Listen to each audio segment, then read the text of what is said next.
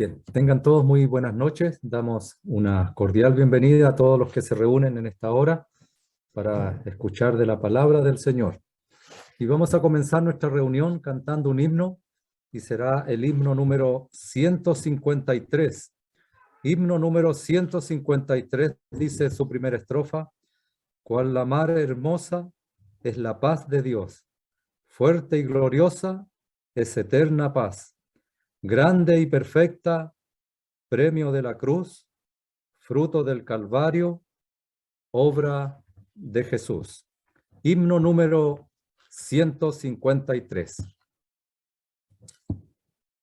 Cual la mar hermosa es la paz de Dios, fuerte y gloriosa es eterna paz. Grande y perfecta,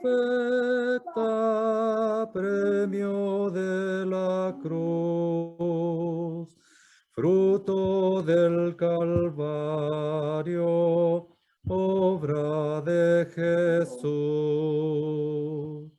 Descansando en Cristo, siempre paz tendré.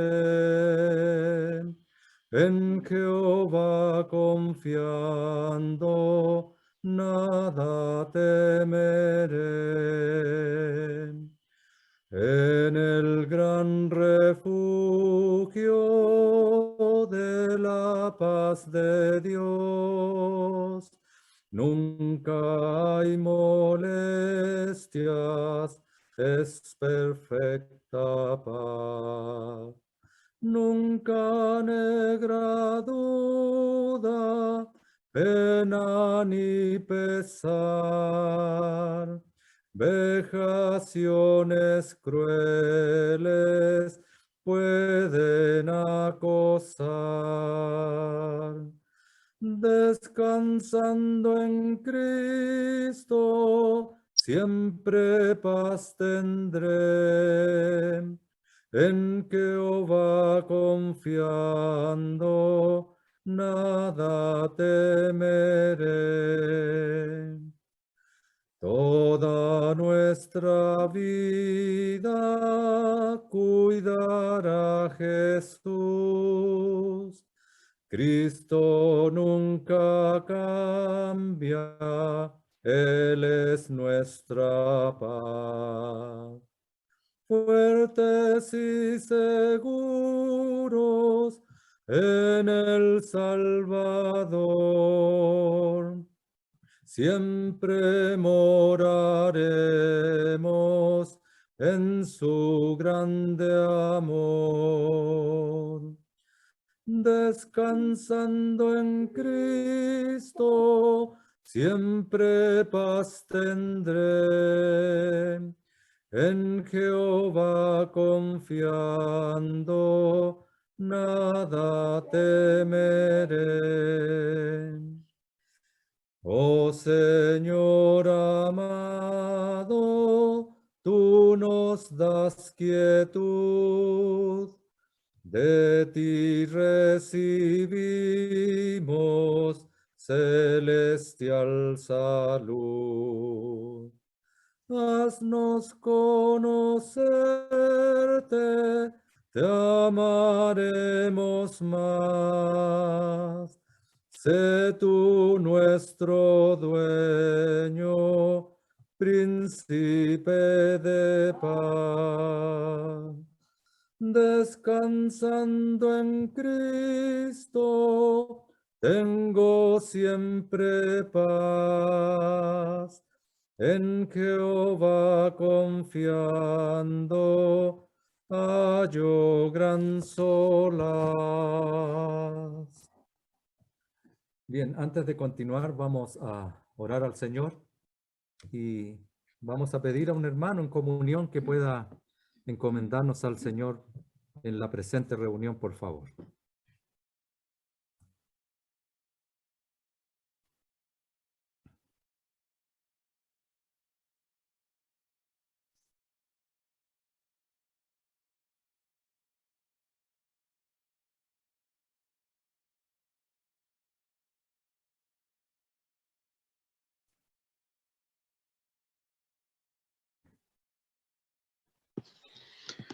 Padre nuestro que estás en los cielos, te damos las gracias en esta hora porque nos permitas reunirnos para poder escuchar tu palabra. Padre, rogamos que tú, Señor, seas con cada uno de nuestros hermanos, amigos que hoy nos acompañan para que podamos comprender tu palabra y para que así también podamos ponerla en práctica. Ayúdanos, Señor, aquellos que aún están fuera de la puerta, porque sabemos que tu palabra es para todos y queremos suplicarte que tú bendigas a aquellas personas que aún están sin Cristo y sin salvación, con sus almas salvadas. Señor, rogamos que tú también puedas proveer de todo lo necesario para nuestro hermano y tú seas con él recordándole en todo. Queremos dejar todo esto en su santo nombre, en el nombre del Señor Jesucristo. Amén. Amén, Señor. Bien, está con nosotros nuevamente nuestro hermano Roberto Bustamante de la Asamblea de la Florida en Talca. Así que, hermano, muchas gracias nuevamente y adelante, por favor.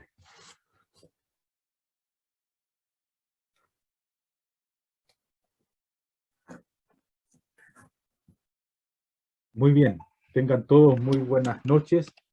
Gracias nuevamente por vuestra invitación y les invito a que volvamos a leer en el capítulo 4, en el verso 14 de la carta a los Hebreos, que es la carta que nos ha unido y nos a estudiar durante varios meses ya.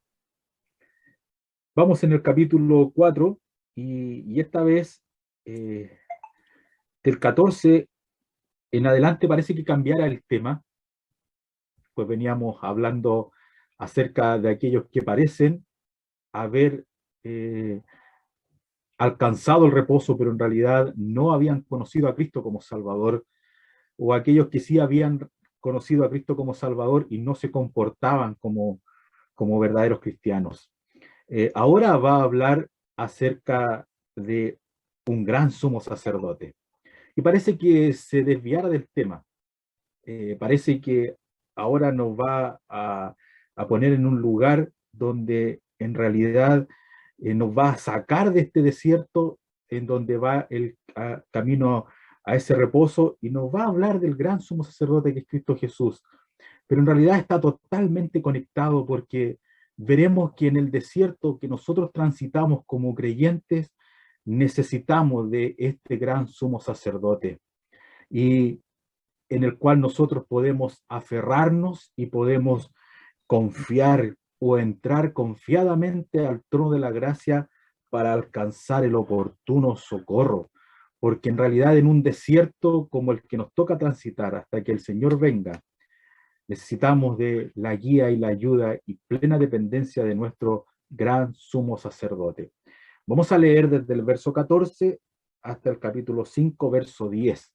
Dice así la palabra del Señor. Por tanto, teniendo un gran sumo sacerdote que traspasó los cielos, Jesús, el Hijo de Dios, retengamos nuestra profesión, porque no tenemos un sumo sacerdote que no pueda compadecerse de nuestras debilidades, sino uno que fue tentado en todo según nuestra semejanza, pero sin pecado. Acerquémonos pues confiadamente al trono de la gracia para alcanzar misericordia y hallar gracia para el oportuno socorro.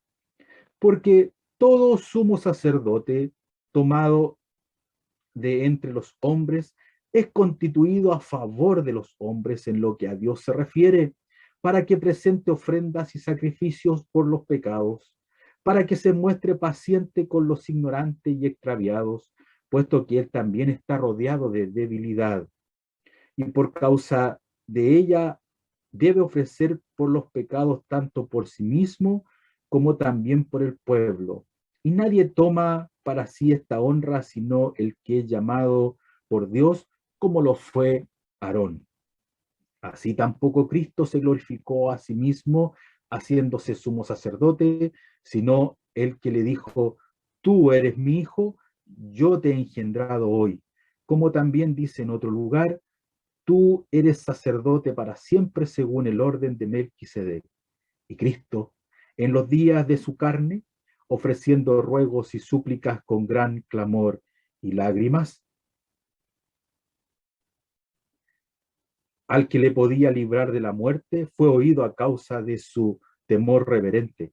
Y aunque era hijo, por lo que padeció, aprendió la obediencia, y habiendo sido perfeccionado, vino a ser autor de eterna salvación para todos los que le obedecen, y fue declarado por Dios sumo sacerdote según el orden de Melquisedec. Que el Señor bendiga su palabra. Bueno, tenemos que partir diciendo qué es un sumo sacerdote. ¿De qué está hablando? Estamos en la carta a los hebreos. Ya sabemos que estos hermanos de nacionalidad hebrea conocían muy bien su historia. Eran hermanos que estaban aferrados a su historia, a su nacionalidad, porque en realidad se sentían orgullosos de ellas. Dios siempre estuvo ligado abiertamente a la historia de Israel. Él creó un pueblo para sí. Este pueblo llamado Israel lo creó él para sí.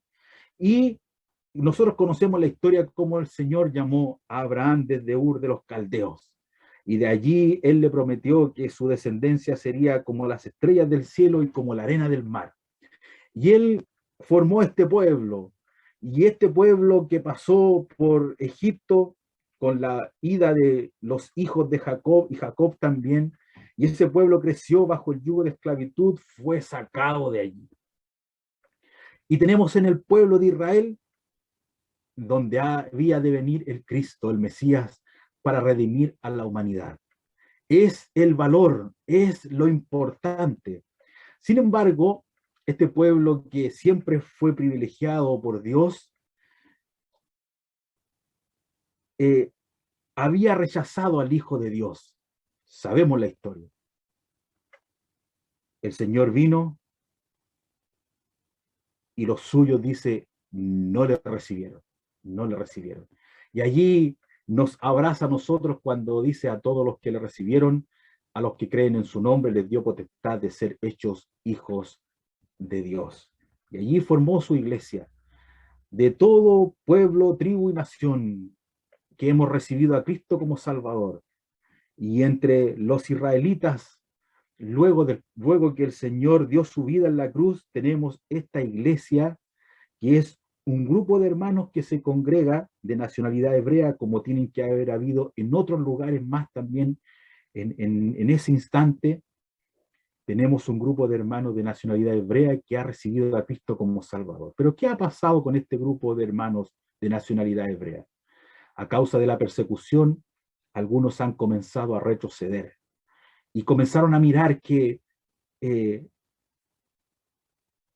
era demasiado difícil tal vez seguir a Cristo, y empezaron a volver atrás y se aferraron, me imagino, como lo relata la Escritura por las condiciones en que lo dice, a su nacionalismo, a su historia. Ellos comenzaron a considerar que los ángeles tenían un valor en la redención, que Moisés tenía un valor, que Josué, que Aarón, que el ritual judío se habían desviado de la gracia, se habían desviado de la cruz.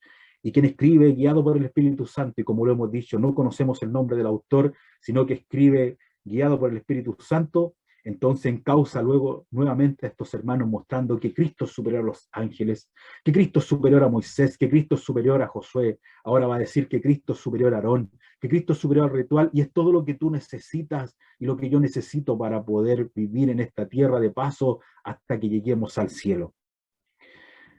¿Qué tiene que ver el sumo sacerdote acá en esta historia? Para los israelitas, ellos sabían muy bien lo que era un sumo sacerdote.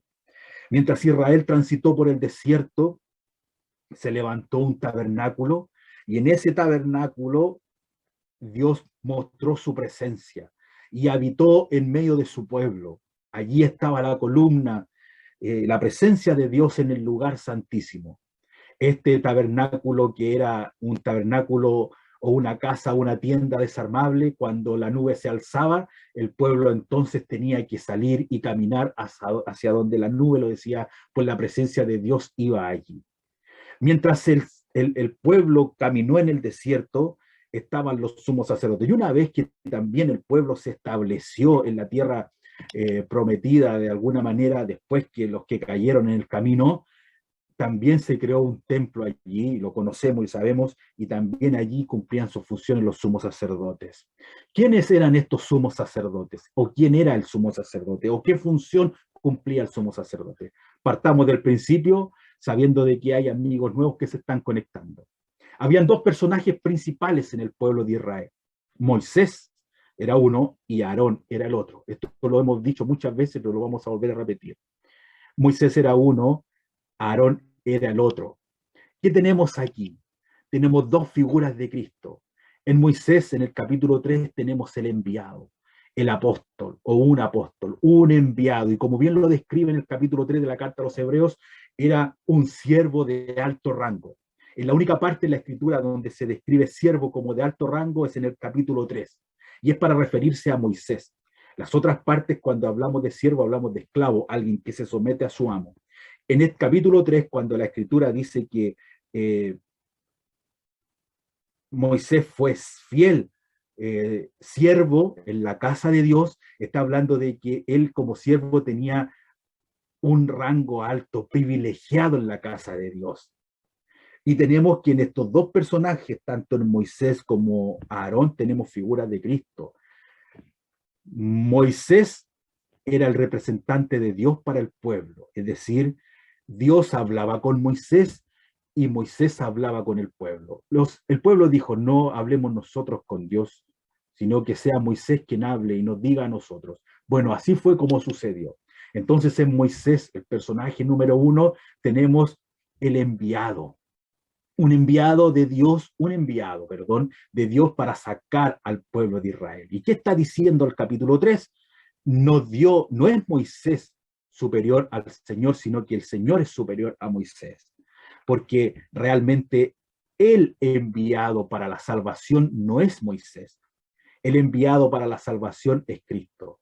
Y allí la palabra que usa en el capítulo 3 es apostolón, que quiere decir el enviado. Dice al apóstol y sumo sacerdote en el capítulo 3, es decir, el apostolón, el enviado, ninguno como él, incomparable. Cristo Jesús es el real apóstol, o mejor dicho, el único enviado del Padre para la salvación. No hay otro. Moisés, si bien es cierto, dice el capítulo 3, hizo un trabajo digno de imitar y fue encontrado fiel en su ministerio. Él solo era un siervo, aunque de alto rango, solo un siervo, mientras que Cristo es el dueño de la casa. Y esa casa, dice, somos nosotros. Y allí teníamos entonces a Moisés, uno de los personajes del pueblo, que era aquel que se dirigía al pueblo en lugar de Dios. Dios hablaba entonces a Moisés y Moisés se dirigía al pueblo. Bueno, ¿y quién era Aarón? Aarón era el sumo sacerdote, hermano de Moisés. ¿Y qué hacía Moisés? Moisés se dirigía a Dios en vez del pueblo. Entonces, el pueblo no se podía dirigir directamente a Dios y lo hacía a través de Aarón. Aarón era el intermediario para ofrecer sacrificio y ofrenda y expiar los pecados del pueblo, porque el pueblo no se podía presentar por sí mismo ante Dios, necesitaba un intermediario. Allí estaba Aarón. Entonces, Aarón era aquel que se comunicaba con Dios en vez del pueblo, y Moisés era el que se comunicaba con Dios, con el pueblo en vez de Dios. Así, Dios hablaba a Moisés para que Moisés hablara al pueblo, y entonces Aarón hablaba a Dios en lugar del pueblo. Había siempre un mediador. De Dios hacia el pueblo estaba Moisés, y de el pueblo hacia Dios estaba Aarón. ¿Y qué teníamos aquí? Lo hemos dicho, Cristo.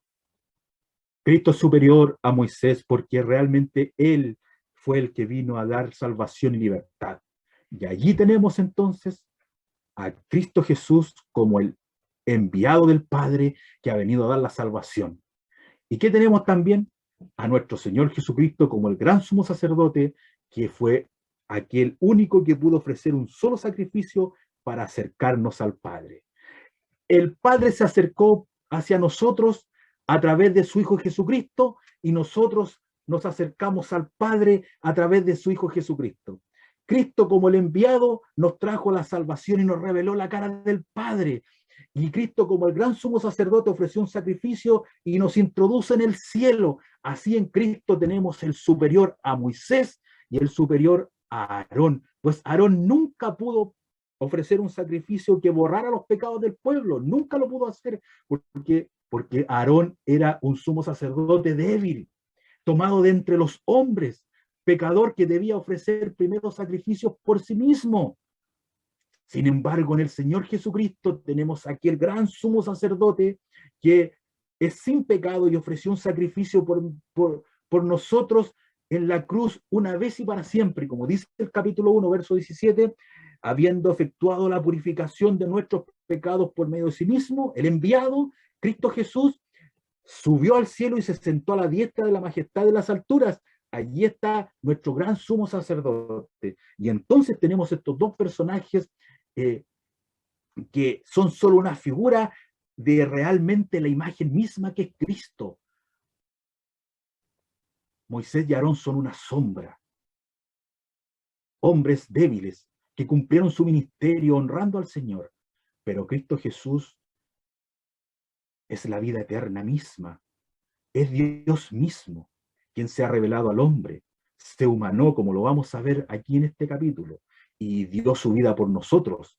Así Él vino desde el cielo y nos reveló la cara del Padre. Al Padre nadie le vio jamás, dijo Él. El unigénito Hijo del Padre, Él le ha dado a conocer. Y el enviado del Padre, Cristo Jesús, vino hacia nosotros para mostrarnos al Padre, y Él ha dado su vida por nosotros para que, como sumo sacerdote, nos introduzca en el cielo. Y ahí está Cristo superior. Y entonces ya Cristo es superior también a Moisés, a Aarón y al sacrificio. Y los hermanos hebreos están abriendo los oídos y están diciendo, ¿cómo nos hemos desviado tanto? Hemos desviado tanto la mirada del Señor y no veíamos al Dios eterno, grande y sublime, que fue enviado del Padre, murió en la cruz y volvió al Padre como el sumo sacerdote que ofreció un sacrificio y ahora nos acercó al Padre. Y si nosotros podemos llamarle Padre a nuestro Padre Celestial, es gracias a la obra de nuestro gran sumo sacerdote que ofreció un solo sacrificio por medio de sí mismo y ahora intercede por nosotros. Si Moisés hablaba las palabras de Dios al pueblo y Aarón mostraba sacrificios para interceder por el pueblo, Cristo Jesús, nuestro Salvador, es el que realmente nos ha dado la salvación y nos ha mostrado la cara del Padre, y quien ahora nos introduce en el cielo, gracias a la salvación que Él ha comprado para nosotros, nuestro fiel sumo sacerdote. Entonces, ¿qué tiene que ver esto con lo que hemos visto 15 días atrás? O mejor dicho, 30 días atrás, con este capítulo 4 que era estremecedor, que habían algunos que transitaban, toma el ejemplo del pueblo de Israel que transitó por el desierto, dice, y no entraron en el reposo, no entraron en la tierra prometida. Recordemos que el capítulo 4 nos está diciendo que el real reposo no lo dio Josué, el verdadero reposo lo da Cristo, la vida eterna. Es un descanso que Dios ha preparado, es de Él y lo quiere compartir con sus hijos. Y lo que veíamos, la máxima para disfrutar este reposo era creer, ser salvo. ¿Y qué veíamos aquí? Transitaron 40 años en el desierto y no entraron en el reposo. Juré en mi ira, no entrarán en mi reposo. ¿Y qué decía el Espíritu Santo? No vaya a ser que haya alguno en la congregación que va caminando supuestamente hacia el descanso eterno. Y así como muchos israelitas no entraron en el reposo, hay alguno en la congregación que cree que va al reposo y nunca se ha convertido. Temamos pues no sea que permaneciendo aún la promesa, dice el capítulo 4, verso 1, alguno de vosotros parezca no haber alcanzado esa promesa. Habían personas allí en la congregación en la iglesia de estos hermanos hebreos que habían dicho que eran salvos y nunca se habían convertido. Y habían algunos que se habían convertido y se estaban alejando del Señor y se comportaban como verdaderos mundanos. No vaya a ser que alguno parezca no haberlo alcanzado. No vaya a ser que sea, dice el Espíritu Santo, como aquellos que estuvieron a las puertas de entrar y no entraron. Y se encontraron con la amarga sorpresa. ¿Y cuál fue la razón por la que no entraron?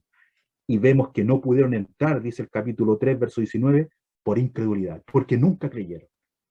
Sí, querido oyente, la razón, la forma para poder entrar en el cielo bendito, en los brazos de nuestro bendito Salvador, es haber creído en Cristo como Salvador. Y ahora decimos, bueno, tenemos en estos capítulos dos contrastes. Estamos hablando de aquellos que no pudieron entrar y estamos aquí mirando al gran sumo sacerdote. ¿Qué tiene que ver? Bueno, el sumo sacerdote, ¿qué hacía? El sumo sacerdote, dice el verso 1 del capítulo 5, porque todo sumo sacerdote es tomado de entre los hombres y constituido a favor de los hombres, lo que hemos dicho. Aarón estaba para presentar sacrificios a favor del pueblo, para acercarse a Dios. Entonces, todo sumo sacerdote es constituido a favor de los hombres en lo que a Dios se refiere, es decir, en la conexión con Dios. El sumo sacerdote es para ser intermediario, para que presente ofrendas y sacrificios por los pecados. Y aquí tenemos dos cosas que hacía el sumo sacerdote: ofrecer ofrendas, que son dones de gratitud y de gracia, y sacrificios que tienen relación, como dice acá, con el pecado. Y conocemos lo que hacía el sumo sacerdote el día de la expiación. Llegaba el día de la expiación, donde el sumo sacerdote debía ofrecer un sacrificio por el pueblo. Todo el pueblo estaba atento al sacrificio. Llegaba el día en donde el sumo sacerdote debía tomar 2 machos cabríos y echaba suerte sobre ellos. Sobre uno, el sumo sacerdote confesaría los pecados de todo el pueblo. Pondría su mano en su cabeza y confesaría los pecados de todo el pueblo. Ese macho cabrío sería tomado y sería llevado lejos y se perdería en el desierto. Luego tomaría el otro macho cabrío y lo degollaría y lo ofrecería en holocausto, todo quemado. Ese macho cabrío era ofrecido en el altar del sacrificio que estaba en el atrio, fuera del tabernáculo, en el patio del tabernáculo. Luego tomaba la sangre del macho cabrío y entraba el sumo sacerdote por única vez en el año. Entraba al lugar santísimo. Atravesaba el lugar santo y entraba al lugar santísimo y tomaba la sangre del macho cabrío y la presentaba delante de la presencia del Señor sobre el propiciatorio. Allí estaba la presencia del Señor. El sumo sacerdote, vestido de su vestidura blanca de lino, rociaba la sangre y la presentaba en la presencia del Señor. Si el sacrificio era constituido correctamente, la ira de Dios era aplacada. Y el pueblo quedaba expectante para el año siguiente, pues el siguiente año debía volver a ofrecer un sacrificio. Y así todos los años, el sumo sacerdote, en el gran día de la expiación, debía ofrecer un sacrificio por el pueblo. Y todo el pueblo estaba atento, con solemnidad, esperando el momento, porque ese sacrificio debía efectuarse en santidad. Este sumo sacerdote, que era Aarón, debía hacerlo de tal manera, porque de lo contrario, si no cumplía los requisitos y la formalidad y la santidad con la que Dios lo pedía, el pueblo de Dios se quedaba expuesto a la ira de Dios, a la ira de Dios. Con ese sacrificio la ira de Dios era aplacada. Era aplacada. Pero al año siguiente, otro día de la expiación. Y al año siguiente, otro día de la expiación. ¿Por qué? Porque ese sacrificio no podía quitar los pecados. No podía quitar los pecados. Era solo una figura de lo que habría de venir un día en el Gólgota, cuando nuestro amado Salvador, nuestro gran sumo sacerdote, diera su vida por nosotros y derramara su sangre en la cruz. Ese día precioso para nosotros, pero de tanto dolor para nuestro Salvador, de gran solemnidad, donde Él soportó la ira de Dios, donde la ira de Dios, en vez de caer sobre nosotros, cayó sobre su Hijo amado, allí Él dio su vida por nosotros. Y dice la Escritura que Cristo entró en el cielo mismo con su propia sangre. Así como Aarón pasaba el atrio, el lugar santo y el lugar santísimo con la sangre del cordero o del macho cabrío inocente y la presentaba delante de Dios, Cristo Jesús, nuestro Salvador, pasó aquel cielo, si podemos decir, ese cielo atmosférico, pasó ese cielo estratosférico y entró también en el cielo mismo celestial y se sentó a la diestra de la majestad de las alturas y entró con su propia sangre, con su propia sangre. ¿Y qué hace allí? Está sentado, dice la Escritura. Está sentado, es decir, su obra de expiación se terminó. No hay otro Gólgota, nunca más habrá, porque la obra de la cruz es única y suficiente una vez y para siempre. No habrá otro Gólgota, no habrá nunca más otra calavera, nunca más habrá otro Calvario. ¿Por qué? Porque Él es realmente el gran sumo sacerdote que fue necesario que solo una vez y para siempre ofreciera un sacrificio, porque los sacrificios de Aarón no podían quitar los pecados. Solo se hacía memoria de los pecados, pero en la obra de la cruz se hace memoria de Cristo porque Él pudo pagar el precio de nuestra salvación y con un puro sacrificio nos liberó. Y nuestro amado Salvador ahora intercede en el cielo por nosotros. ¿Y qué hizo con la obra de la cruz? Abrió lo que nosotros hemos leído, el trono de la gracia. El trono de la gracia. Dice, acerquémonos pues confiadamente, el verso 16, confiadamente al trono de la gracia para alcanzar misericordia y hallar gracia para el oportuno socorro. Él abrió el trono de la gracia, Él intercede por nosotros, Él está allí intercediendo por nosotros. Y aquí está la conexión con el capítulo anterior, o con los párrafos anteriores que hemos estudiado hace 30 y 45 días atrás. Miren, Israel camina por el desierto y siempre está ofreciendo sacrificios por sí mismo, para ellos, porque son débiles, son ignorantes, son extraviados, necesitan la misericordia de Dios, si no la ira de Dios cae sobre ellos. Y hay siempre un sacrificio que está Aarón dando a ellos mientras transitan hasta llegar a la tierra prometida. Hay dificultades, hay conflictos, hay intranquilidad, hay caída, hay fracaso en el desierto, hay pecado, hay juicio. Necesitan que la compasión, necesitan la misericordia, necesitan que la ira de Dios sea aplacada. Bueno, dejemos a los hermanos israelitas allí por un momento y pensemos ahora en nuestros hermanos hebreos en esta iglesia y pensemos en nosotros también. Nosotros transitamos en un desierto hacia el descanso eterno, Cristo Jesús. Tú y yo, querido hermano, que hemos recibido a Cristo como Salvador, transitamos en este desierto y vamos al cielo. ¿Y qué hay en este desierto de este mundo? Hay debilidad, hay fracaso, hay caída. Nos comportamos como ignorantes, como extraviados, como lo estaban haciendo los hermanos hebreos aquí. Estos hermanos de nacionalidad hebrea, cristianos, salvados por gracia, estaban volviendo atrás. ¿Y qué necesitaban? Necesitaban que el gran sumo sacerdote Cristo Jesús abogara por ellos. Al igual que nosotros, estos hermanos eran hermanos de segunda generación, es decir, del segundo siglo aproximadamente. Nosotros han pasado más de 1000 años y somos una iglesia en Cristo y necesitamos, así como ellos necesitan del trono de la gracia y de la ayuda del Señor como el gran sumo sacerdote que intercede por nosotros, nosotros también lo necesitamos.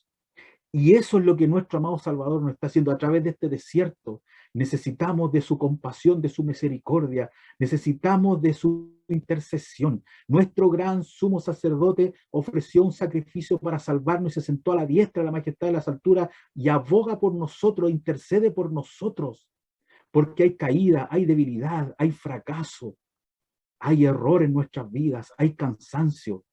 ¿Y qué tenemos? Cristo Jesús, a la diestra del Padre, ha abierto el trono de la gracia para que cuando en esa debilidad, en esa intranquilidad,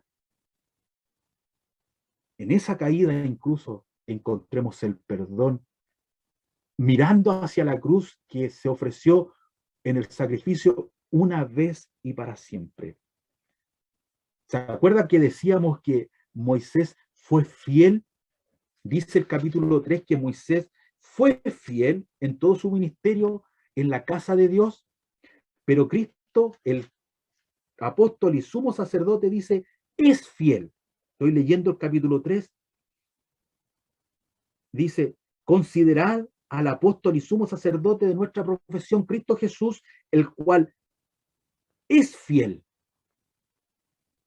El Señor murió en la cruz, dio su vida por nosotros,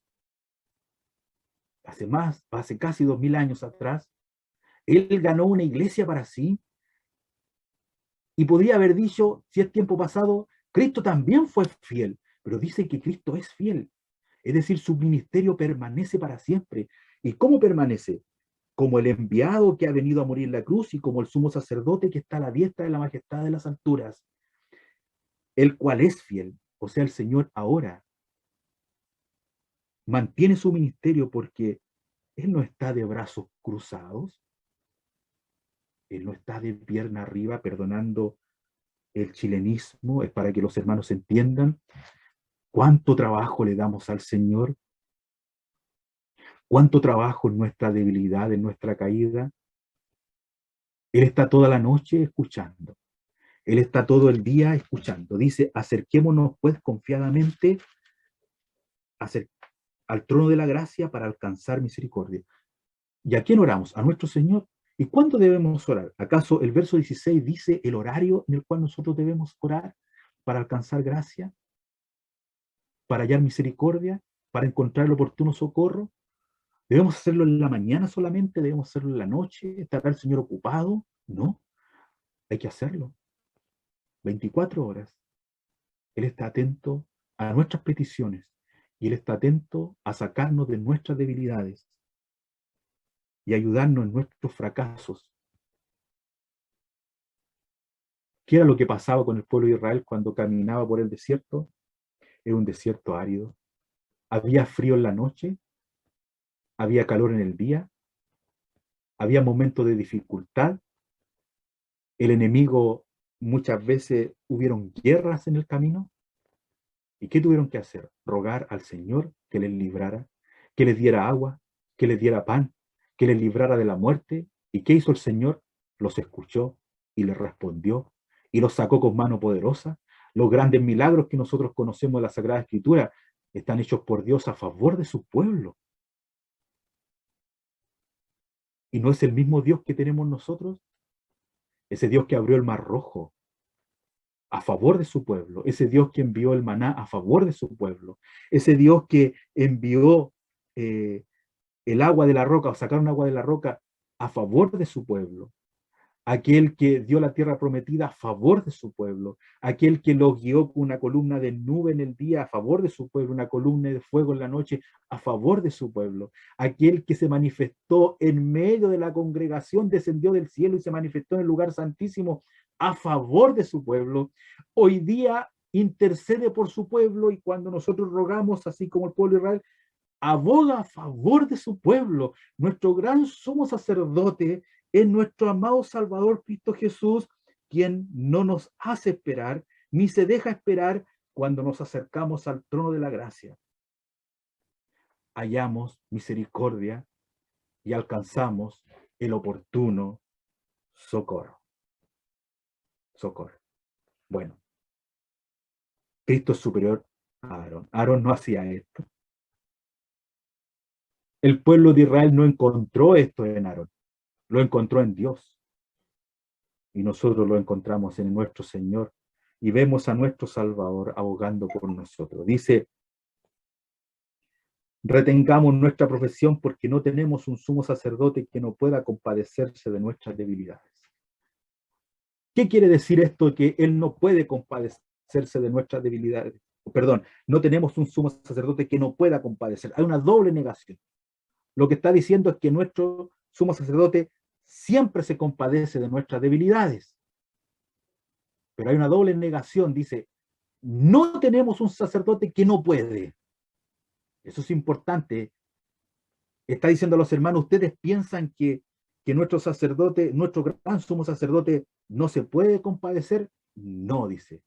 Nuestro gran sumo sacerdote sí se puede compadecer de nuestras debilidades. ¿Y qué dice? Si fue tentado en todo según nuestra semejanza, pero sin pecado. Y voy a reiterar lo que adelanté la semana pasada. A veces a lo mejor traducción no nos favorece mucho, pero alguno estará pensando que Cristo fue tentado en todo y le costó en alguna manera soportar la tentación. Pero esta frase sin pecado se está refiriendo más bien a que él nunca tuvo la más mínima intención de pecar. Él fue tentado en todo, según nuestra semejanza, en todo. Y cuando dice en todo, es en todo. La pregunta que algunos se hacen, ¿le costó soportar esa tentación, la que haya sido? ¿Tendría el Señor un talón de Aquiles, perdonando la expresión como nosotros decimos en el chilenismo, ese es mi talón de Aquiles, como aquí yo donde flaqueo? ¿Tendría algo el Señor donde le costó más y se vio inducido a pecar, pero no pecó? Llegó al límite, pero lo pensó, dirá alguien. Pero como no lo efectuó, quedó libre.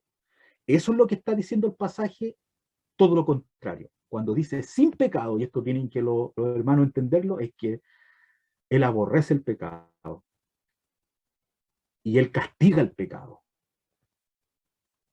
Y cuando vino la tentación, no hubo ni una más mínima intención ni siquiera de pensar en una tilde de eso,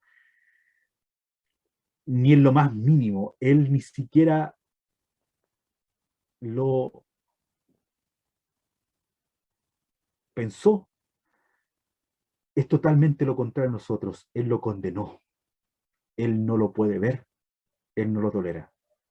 Entonces dirá a los hermanos, bueno, entonces, ¿qué es esto de que se puede compadecer de nuestras debilidades? Bueno, acuérdese lo que dice. Ofrece ofrendas y sacrificios en favor de los hombres. ¿Qué es esto entonces, nuestras debilidades? Simple. En nuestras angustias, en nuestras tristezas, en nuestros dolores, en cuando nosotros pensamos en volver atrás, cuando bajamos los brazos y pensamos que todo está terminado. Podemos orar al Señor y hallar gracia para el oportuno socorro. Y alguien dirá, ¿y qué pasa con los hermanos que han caído en pecado siendo creyentes? Como David, él puede compadecerse para perdonar. ¿Y por qué digo esto? Porque no estará algún hermano pensando en que así como el Señor fue tentado en todo, el Señor debiera ser condescendiente con su pecado que estará practicando. Puede ser fornicación, adulterio, maledicencia o cualquier cosa. O pasiones desordenadas, como dice Colosenses, o lascivia, o envidia. Entonces dirá alguno extraviado, dirá, bueno, si el Señor abrió el trono de la gracia y es nuestro sumo sacerdote que fue tentado en todo, entonces el Señor me entiende cuando yo caigo en mis impurezas, cuando yo caigo en mis malos pensamientos. Él me entiende. No, hermano. Él no entiende eso. Él condena eso. Que él perdona, sí. Pero él no es condescendiente con el pecado. Por eso es necesario ratificar lo que dice aquí la Escritura. El Señor fue tentado en todo, pero sin pecado. Es decir, no hubo tregua. ni la más mínima intención, ni lo pensó, ni absolutamente. Yo no tengo el español exacto para poder explicarlo, pero creo que mis hermanos lo entienden. Cuando la Escritura dice que el Señor fue tentado en todo, según nuestra semejanza, también dice, pero sin pecado, es decir, ni se le pasó por la mente, ni un respiro, porque Él es Dios. Él lo condena. Entonces, cuando oramos, Él se compadece de nosotros. Cuando pedimos perdón, Él se compadece de nuestro dolor y nos perdona. Aunque muchas veces debemos recibir las consecuencias de nuestra caída, pero Él nos perdona. Es nuestro Padre Celestial. La cruz no se puede hacer vana, pues murió en la cruz por todos nuestros pecados. Pero no esté pensando algún hermano que el Señor es condescendiente con su forma sucia que está viviendo hoy. No está haciendo eso. El Señor condena esa vida y llama al arrepentimiento y llama a volverse a la comunión. Por eso la Escritura nos dice, haced morir pueblo terrenal en vosotros. Se lo dice a la iglesia en Colosenses. ¿Y qué dice? Fornicación, impureza, malos pensamientos, avaricia, que es idolatría.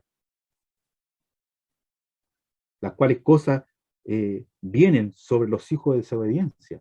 Entonces, ¿qué tenemos? Tenemos un sumo sacerdote que se compadece de nuestras debilidades, de nuestras tristezas, fracasos. En mis angustias me ayudas, Jesús, cantamos un himno. Sobre mi alma derrama su luz. Todos los días consuelo me da, cada momento conmigo Él está. Allí hay una debilidad. Y allí el Señor nos protege, y allí el Señor nos guía, y allí el Señor nos cuida. Y aquel hermano que ha caído, que ha fracasado, que se vuelve al Señor, el Señor le perdona. Pero Él condena el pecado y lo castiga.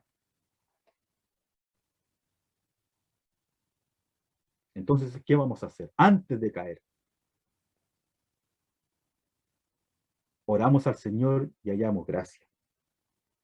Esa gracia que encontró José cuando huyó de la mujer de Potifar. ¿La ve? Pero tengo que decir también esa gracia que encontró, o misericordia que encontró David cuando pidió perdón por el pecado que había cometido con Betsabé. Pero el castigo por el pecado el Señor lo ejecutó. ¿Por qué? Porque si bien es cierto, el Señor es un Dios de misericordia en donde encontramos gracia, Él no tolera el pecado. ¿Y qué podemos decir de esto del Señor? El Señor dijo, por eso me ama el Padre. Porque yo tengo poder para poner mi vida y tengo poder para volverla a tomar. La única manera en que el Señor pudiera poner su vida y pudiera volverla a tomar, es decir, dar su vida y resucitar, era que nunca hubiera pecado. Porque si Él hubiera pecado en algún momento, Él no podría haber resucitado. Pero como nunca pecó, pudo resucitar. Entonces entendemos, queridos hermanos, que este gran sumo sacerdote es amado por el Padre porque es sin pecado. Y ni siquiera lo pensó. Ahí está. Tenemos el trono de la gracia abierto a nuestras 24 horas para hallar gracia y misericordia. Cuando el hermano se está desviando y ruega al Señor, el Señor le atenderá. Cuando el hermano se quiere volver porque se ha desviado y ruega al Señor, el Señor perdonará. Cuando el hermano está angustiado. Porque el Señor, mientras estuvo en la tierra, Él supo lo que era ver a una mujer que perdía a su hijo. Él supo lo que era perder un amigo, Lázaro. Ahí hay una debilidad. La tristeza. Él supo lo que era ser traicionado. Usted ha sido traicionado, a lo mejor por su familiar, por un amigo, y está cayendo en amargura. Mira al Señor. La traición. Judas. Él supo lo que era que lo negaran. Pedro. Él supo lo que era la indiferencia, que sus discípulos se quedaran dormidos mientras él iba a ir a la cruz. Él supo lo que era la soledad. Todos huyeron en la cruz. Él supo lo que era tener hambre, a buscar comida a una higuera y no la encontró.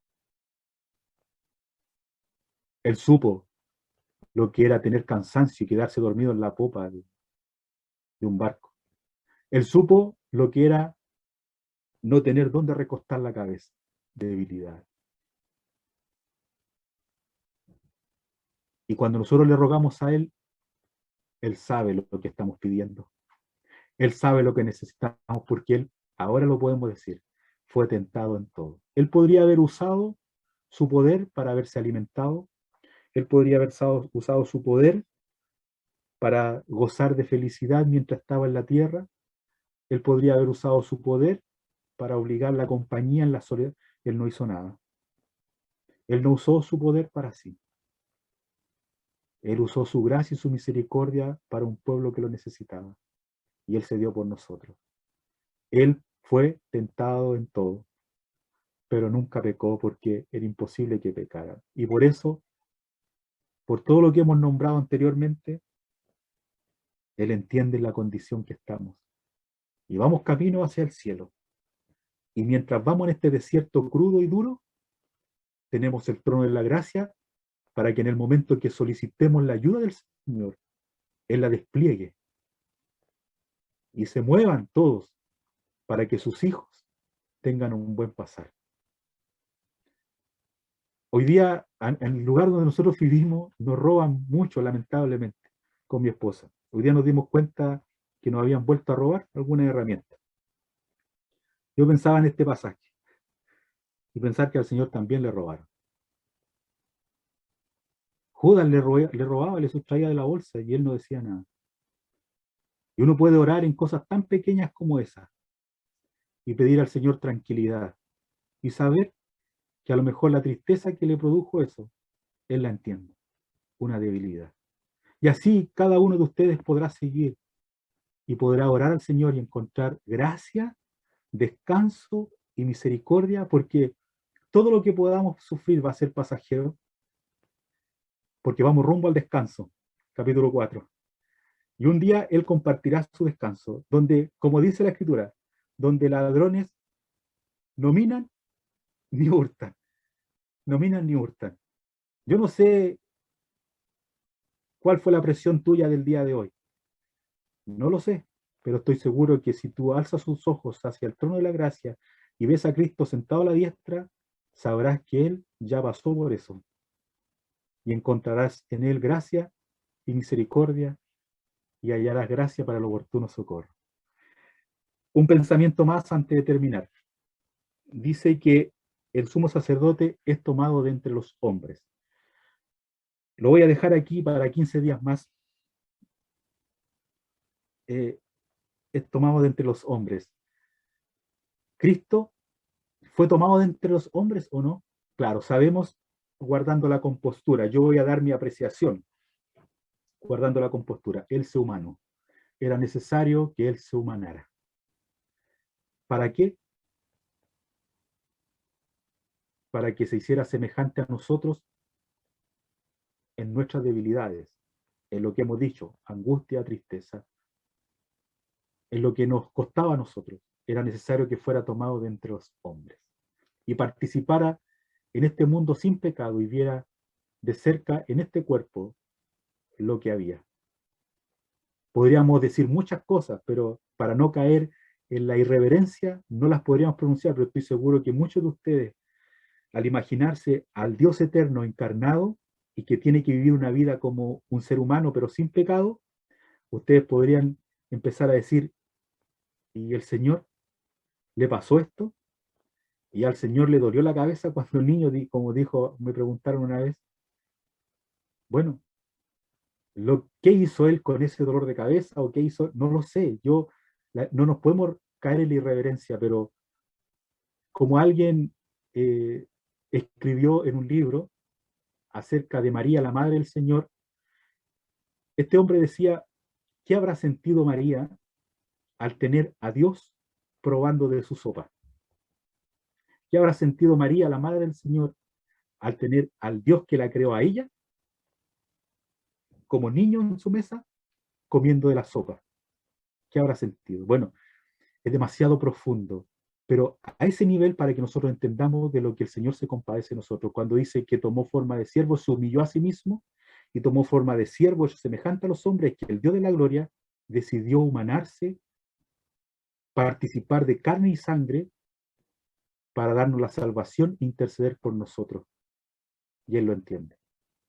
Puede que yo no lo entienda lo que usted está pasando, pero él lo entiende porque él le promete que lo entiende, porque él lo sabe. Bueno, es necesario que él sea tomado entre los hombres, ahí está. Es necesario que él sea tomado entre los hombres. Algo más para decir, se nos fue la hora volando, a mí por lo menos. ¿Por qué Aarón? ¿Por qué Aarón tenía que ser el sumo sacerdote? Y esto nos va a ayudar para 15 días más. ¿Por qué Aarón tenía que ser el sumo sacerdote y no Moisés? Sabemos la vida de Moisés, pues, y sabemos la vida de Aarón. ¿Dónde estuvo Moisés la gran mayor de el gran periodo de su tiempo? 40 años en la casa de la hija del rey, pues. Estuvo gozando de las mejores universidades de Egipto, miraba con nostalgia a su pueblo, quería libertarlo, pero gozaba de muchos privilegios en el palacio. Él no pasó frío en el palacio, él no tuvo nunca que llevar un ladrillo y cargarlo. Él amaba a su pueblo, a sus compatriotas, pero nunca estuvo en medio de ellos en los momentos de dolor. Pero Aarón, mire la figura importante. Aarón no. Aarón sí tuvo que llevar ladrillos. Aarón sí tuvo que a lo mejor ser escupido. Aarón estuvo con el pueblo en los momentos de esclavitud y de dolor. Por lo tanto, Aarón entendía el dolor de sus compatriotas, porque lo había vivido. Y eso es el sumo sacerdote. Por eso Aarón tenía que ser el sumo sacerdote, porque debía mostrarse compasivo con los ignorantes, porque los entendía. Por eso Cristo se humanó, porque estuvo en medio de nosotros y nos entiende, porque Él no vio nuestro dolor desde el cielo, Él lo vio aquí en la tierra y anduvo con esos hombres y mujeres, a pesar de ser Dios y saberlo todo. Él participó de carne y sangre y vivió, como Aarón vivió entre medio de los esclavos, siendo uno de ellos. Bueno, Cristo nunca fue esclavo, pero el Señor vivió entre medio de nosotros sin pecado, sabiendo lo que nosotros sufríamos. Bueno, ahí puede pensar 15 días y lo podemos discutir en 15 días más. Bueno, que el Señor bendiga su palabra. Vamos a orar. Padre nuestro, te damos las gracias por tu salvación, porque encontramos en Cristo Jesús el gran sumo sacerdote. Y llegamos al trono de la gracia y alcanzamos el oportuno socorro, porque nuestro Salvador es tentado en todo y te damos las gracias porque Él es sin pecado, porque sabemos que Él nunca será condescendiente con el pecado, pero siempre será ayudador con nuestras debilidades y nos perdonará y nos abrazará, porque Él es un Dios de amor. Oh, Padre, en las dificultades que cada uno está teniendo, que pueda echar mano de este trono de la gracia y pueda estrechar su comunión contigo, y a pesar de las distintas debilidades y dificultades que nos toca vivir, podamos todos descansar. Ayuda a los que están enfermos, ayuda a los que están pasando por necesidades, ayuda a los que les han robado, ayuda a los que han sido traicionados, ayuda a los que se han conectado esperando escuchar algo de consolación. Ayuda a cada uno, porque sin ti nada podemos hacer. Esperamos que pronto lleguemos a ese descanso, porque sea como sea, un día este dolor que nos agobia hoy se acaba con la eternidad. Esperamos pronto llegar a ese descanso, y mientras tanto nuestro gran sumo sacerdote nos hace sentir como si estuviéramos en el cielo mismo, y te damos las gracias por eso. Gracias porque tú eres tan amoroso, y rogamos tus cuidados para cada uno de nosotros en el nombre de nuestro Señor Jesús. Amén. Amén. Bien, damos las gracias nuevamente a nuestro hermano Roberto por la palabra que nos ha impartido en este día. Y sí, lo único que nos queda es acercarnos al Señor nada más y confiar en Él plenamente, a nuestro sumo sacerdote. Y gracias también a todos los hermanos que se han reunido en esta tarde. Hay muchos hermanos que uno en realidad no conoce, pero en general agradece a todos los que se han reunido. Nuestra próxima reunión, Dios mediante, será el domingo a las 10 de la mañana, la Cena del Señor, y en la noche a las 20 horas o 8 de la tarde, una reunión de predicación del Evangelio. Así que estamos agradecidos con nuestro hermano. Ya sabemos que él cada 15 días está con este estudio de los hebreos. Y así que damos las gracias por eso, hermano Roberto, por su disposición, por estar con nosotros, ayudándonos acá en la Asamblea de Quintero. Así que solamente nos queda ya despedirnos. Dar las gracias, como ya hemos dicho, a nuestro hermano Roberto, a nuestro hermano don Pedro Enrique de la Asamblea de Victoria también allá en Valparaíso, a nuestro hermano Fernando y Ruth de la Florida de Talca. Bueno, este hermano es bien especial para nosotros porque nos ha ayudado silenciosamente, pero él graba las reuniones. Así que está haciendo un gran trabajo de grabar las reuniones para luego, si los hermanos las necesitan, poder contactar al hermano para poderlas escuchar. Aparece también Luz, damos las gracias por estar allí también con nosotros. También aparece nuestro hermano don Luis, aparece también Gabriela Vázquez de la Asamblea de Victoria, también la familia Vázquez Enrique, que también está allí, nuestra hermana Gertrudis Muñoz, nuestra hermana Nora Vázquez de la Asamblea de la Florida de Talca, don Pedro y su esposa, la señora Norma, muchas gracias. Jesús Arestegui, muchas gracias por estar también con nosotros. Camilo Mariscal, de la Asamblea de la Florida en Talca, muchas gracias. La familia Delgado, también de allá de Talca. Daniel Carballo, bueno, él es de la Asamblea de Victoria. Solamente estaba leyendo algo que decía el hermano Jesús Arestegui, escuchando y dando las gracias. Daniel Carballo también, como decía, de la Asamblea de Victoria en Valparaíso. Y Moto G, Power, no sé quién es, pero también damos las gracias por estar junto a nosotros. Así que cumplís con la labor de saludarlos a todos y agradecerles en realidad en general. Así que muchas gracias, hermano, y solamente nos queda despedirnos, pero si hay alguien que tiene que decir algo, tenga plena libertad, hermano, hermana, de ya decirlo o decir adiós nada más, como guste.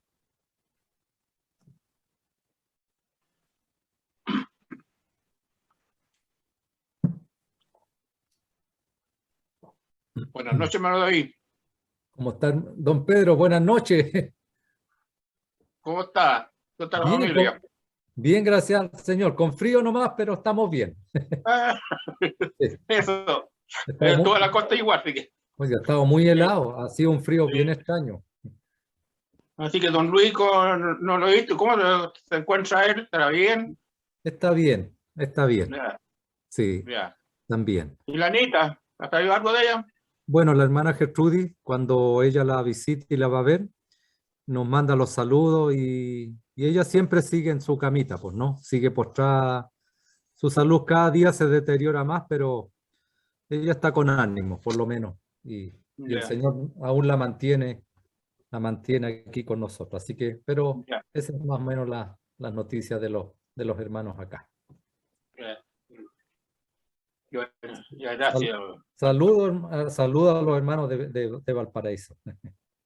Ya, gracias, hermano. Hombre. Sí, pues. Así que, bueno, ya no le vamos a quitar más tiempo a Roberto. Y es una lástima, Roberto, realmente uno siente eso, es una sensación muy fea de sentir cuando a uno le roban. A nosotros también nos tocó cuando llegamos a esta ciudad de Quintero, nos entraron a robar. Pero es una sensación bien fea que se siente. Uno igual confía en el Señor y todo lo demás, pero es algo muy extraño que se siente, ¿no? Cuando pasan esas cosas. Así que, bueno, las cosas materiales se recuperan, pero bueno, el Señor sabe las cosas. Justamente, Él sabe todo, Él sabe por qué pasan las cosas. Así que Sí, pues. confiamos en Él. Sí, pues solamente darle saludos, que dé los saludos a sus papás, a la En su tía nombre. Ligia, a don Roberto y a toda su familia, pues, y a los hermanos de la Florida de Talca allá. Así Ok, que, en su nombre. bueno, hermanos, si no hay nada más que decir, solamente podemos ya comenzar a despedirnos y dar las gracias por todo. ¿Ah? A todos los hermanos, muchas gracias por acompañarnos en esta reunión. Así que solamente nos queda despedirnos y decirnos muy buenas noches, hermanos. Buenas noches. Buenas noches.